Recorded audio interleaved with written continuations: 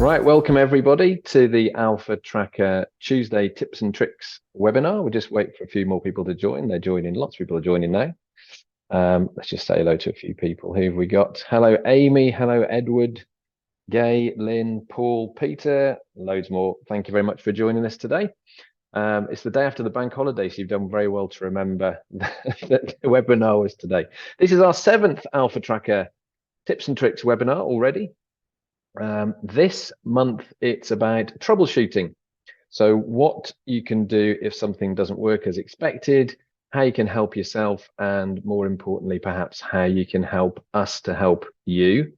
Presenting the webinar this month rather, it's me. I'm Robin. I'm the director here, and we've got Dan joining us. Hi everyone, how you doing?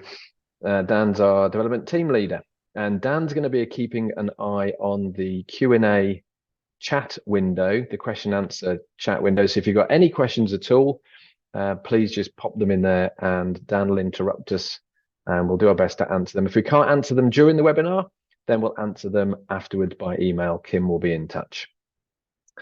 Right, I think we should just crack on. We've got 20 minutes. That's all we aim for, 20 minutes, 20 to 30 minutes to make sure it doesn't spoil their lunch break.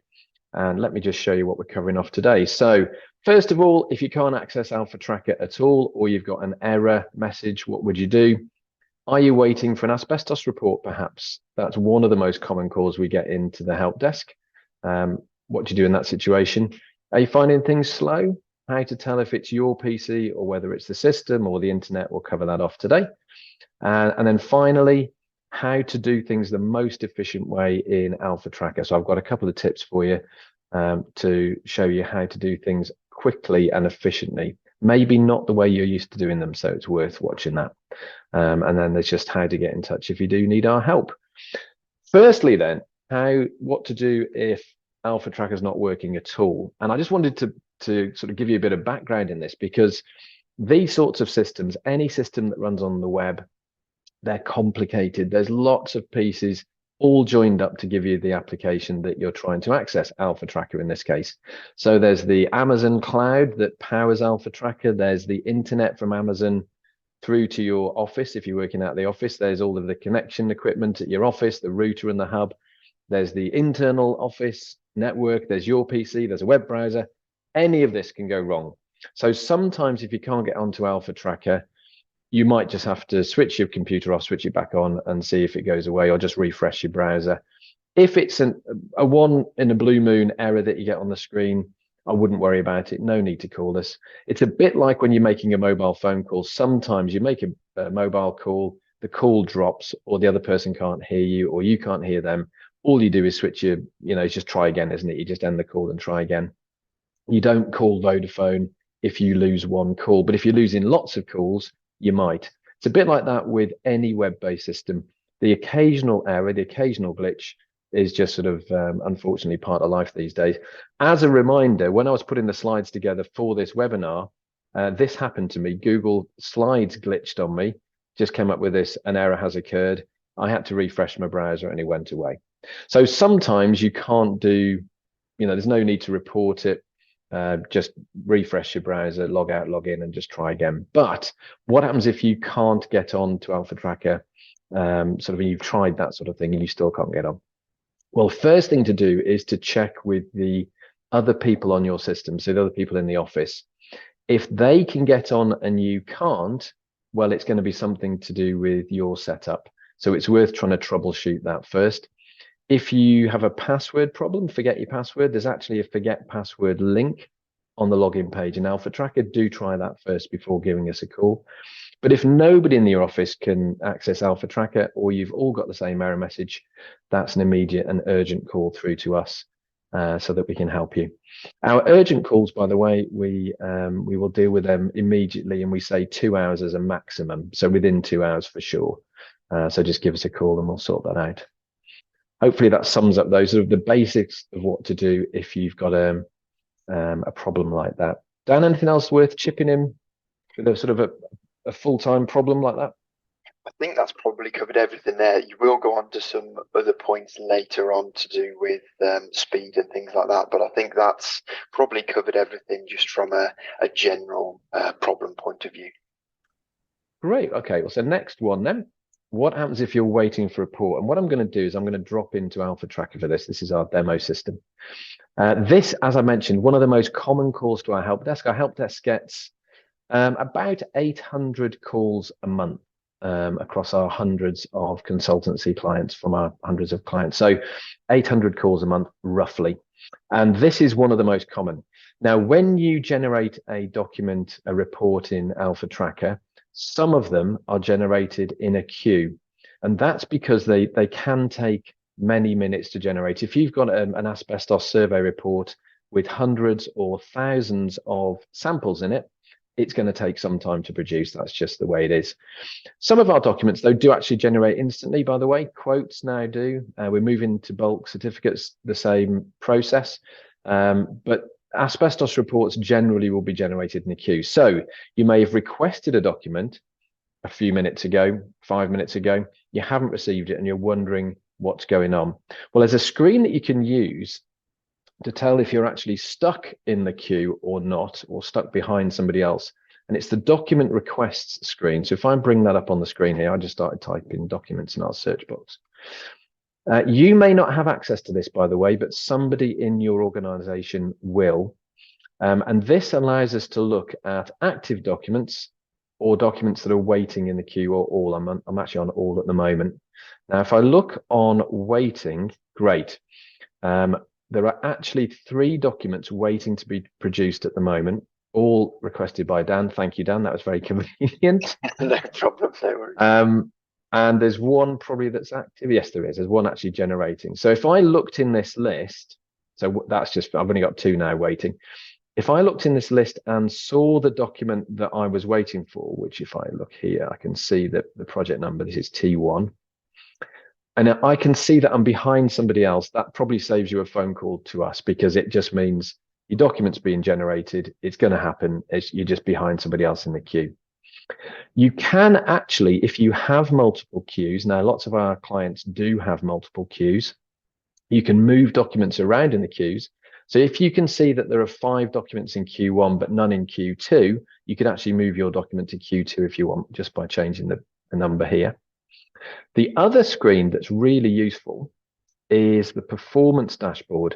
Now, the performance dashboard, again, you may not have this on your login, but somebody in your organization will.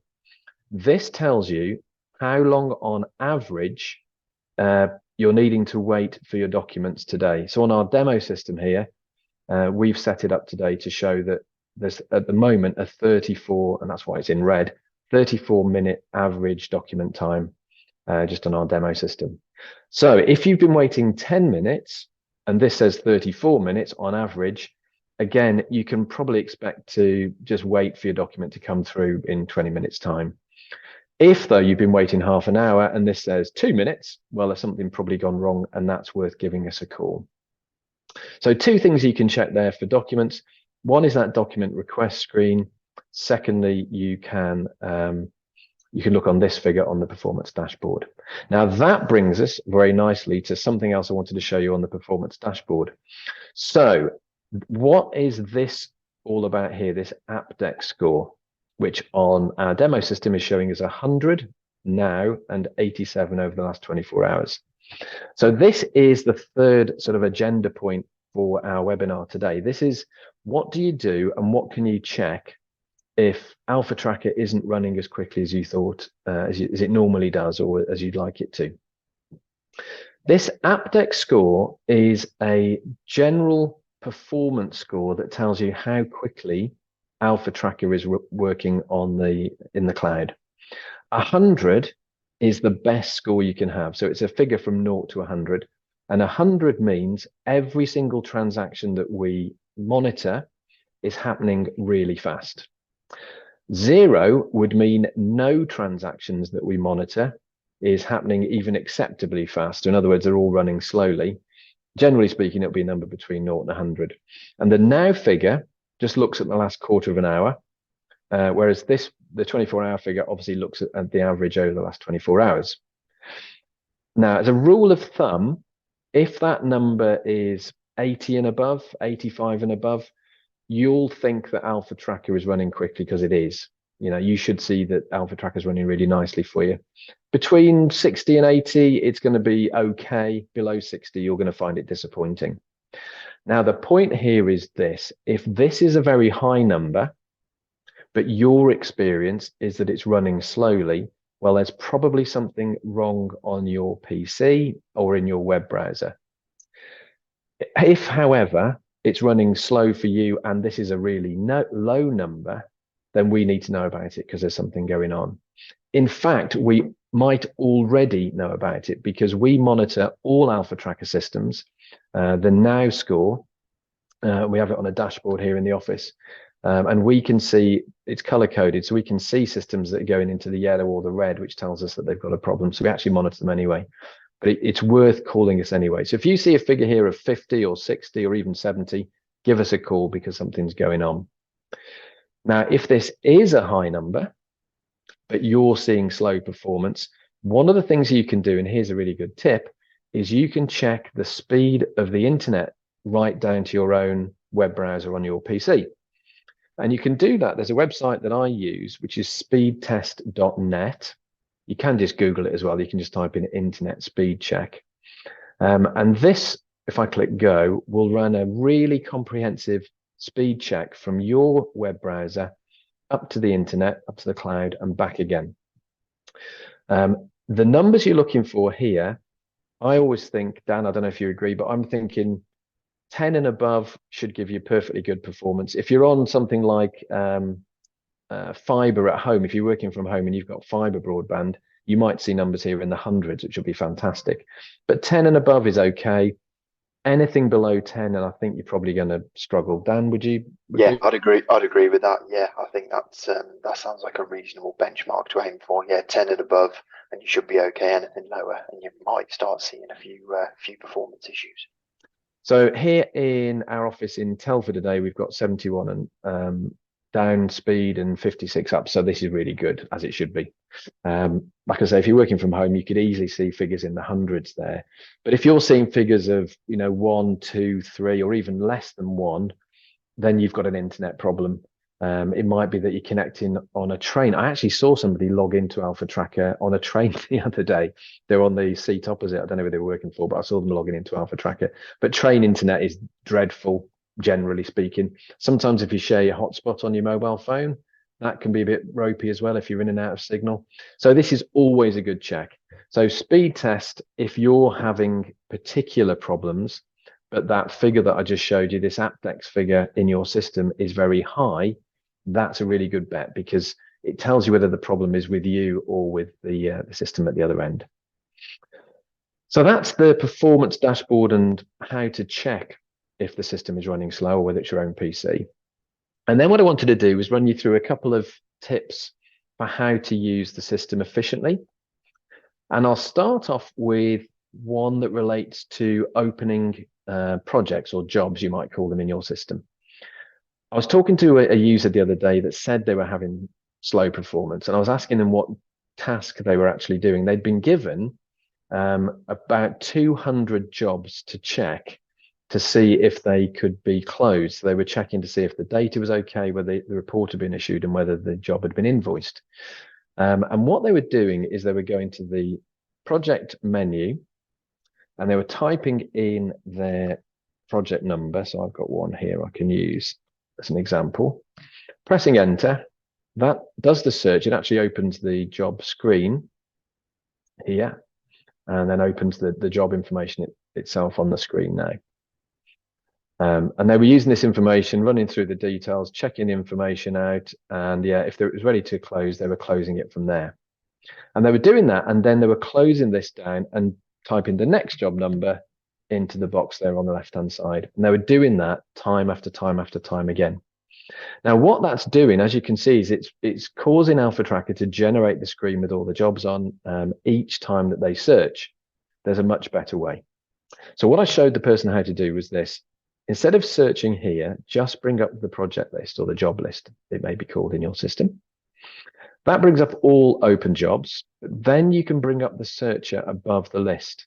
Now what I can do is I can type in my job number, which I think was that one.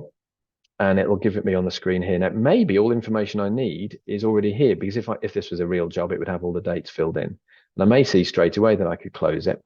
I could also, of course, key in lots of job numbers here, which is really helpful. 57706. So this is going to open 2 jobs at the same time. I can put commas between them. I can also do ranges. I can put a dash in and do a range. Or for that matter, I could put a client name in or a client ID and see all of the jobs for that client, because it's likely I'm working in the jobs for a particular client rather than just a random selection of jobs. And from here, I can go straight into the jobs themselves. So I can just click the job number, open. I can click another job number and open. I can have multiple jobs open at the same time, which is really nice. That can be a real time saver. But I'm working off the one list. So just by using the search at the top of the screen, I'm able to search much more efficiently than making Alpha Tracker open the screen time after time after time again. Now, just by telling the caller about this searcher, which does, when you open the list, it's closed. And I think that's probably why some people don't see it, Dan. But once you've got it open, all of this is available to you. You can search on virtually all of the fields in Alpha Tracker. And that's a much, much, much more efficient way of searching for a job to check the information in it. Yeah, I definitely agree with you there, Robin. I use the multiple project number search quite a lot, and it's so useful having them just both there on the same screen, and rather than jumping in and out each time. That's much better for performance. If you're just looking for a one-off job, obviously the menu search is fine, but if you've got a big task where you're going through lots of jobs and checking lots of things, yeah, I think like you said, having that one screen open and keeping it open and then just changing your parameters, that seems to work nicely. And the other one I wanted to show you was this. Now, again, we had a call from a client who have literally hundreds of site staff, and they said they were finding the calendar a bit slow. So this is the staff calendar, which I've got as a favorite button here, but you can also get at it from the menu.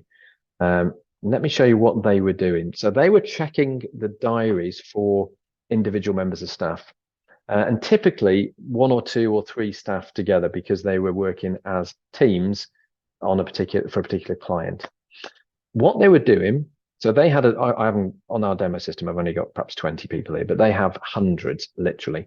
What they were doing was selecting everybody, clicking calendar, and then from this screen, so with hundreds of names in this list, they were then picking the people that they were interested in and working in their diary. So perhaps Catherine, Dan, and Jack, or Catherine, Judy, and Kim, and you can see what they were up to. And they were finding this a little bit slow. Here is a much better way to do it. So don't select everybody, but select the individuals that you're interested in. So Catherine, Dan, and Jack in this case, click calendar, and it opens those three people's diaries on a tab. Look here. And now if I wanted to open a different team, I can just deselect everybody. Then this time I'll go with Robin, Russ, and Tina. And you'll see it opens this in a separate tab, but it leaves that one open as well. So I can now switch between those 2 different teams of 3 people just on the tabs. I could even do it again if I wanted. So this time I'll just go with Jess, and Jack. And now I've got 3 different groups of people, and I can work in their diaries all at the same time. I can also, of course, if I've got multiple screens, multiple monitors, I could open these in separate monitors. You can have, 2, 3, 4, 5 screens now attached to a laptop. That's really efficient. So if you're working in multiple diaries all at the same time, you can actually open them on separate screens. Now, doing it this way is so much faster. Not only have you got access to everybody all that you need all the time, but you'll just find interacting with the diaries is really quick. As you can imagine, if you're opening a calendar with 200 people in it, and you've got all of the people listed here, behind the scenes, Alpha Tracker's keeping all of that diary, sort of in mind as you're working, and it's not going to be quick. So this is a really big time saver. Dan, I think you wanted to add something to that. I was just going to say to that, so while you can pick and choose which staff members you want, what's really cool is the options you've got on the right hand side, so the team, group and office sections.